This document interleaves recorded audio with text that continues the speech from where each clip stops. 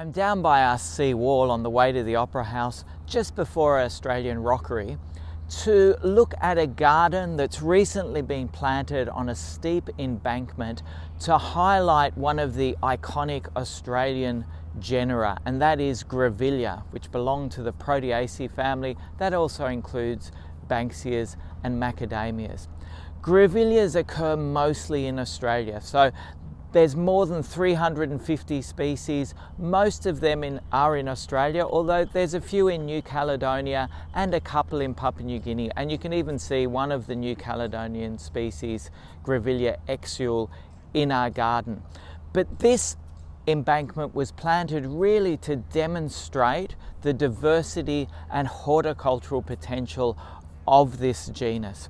They have really unique and spectacular flowers, and they come in a whole range of sizes, from small ground cover plants to shrubs and even to larger trees in North Australia.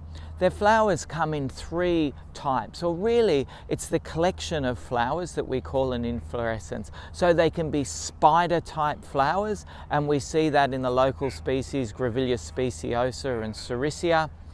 They can be toothbrush inflorescences, and you see that particularly in the species Hookeriana and many of the cultivars derived from that species. And then they can be cylindrical, and we see that in a lot of the ornamental species in this garden.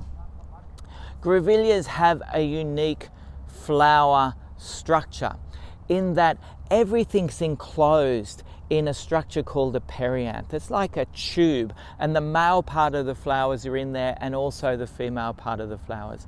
Now, the genius of this flower is the males mature first while they're all still bundled up in that tube, and they drop the pollen onto something called a pollen presenter. As that emerges and it's the end of the style, it presents that pollen to pollinators. The male parts are still bundled up at the base of the flower, but elongating is that pollen presenter. Now, the female parts of the flower aren't mature at this stage. Once the pollen is all gone from the end of the style, then the stigma matures and it's receptive to pollen. So it reduces the risk of self-pollination.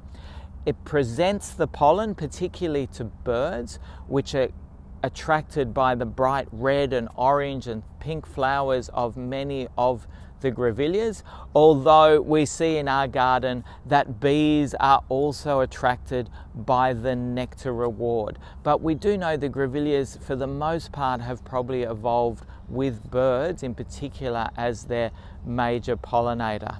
This is a wonderful part of the gardens where you can explore the Grevillea embankment and then go a little bit further towards the Opera House, and you'll see a range of Grevillea species growing in our Australian rockery.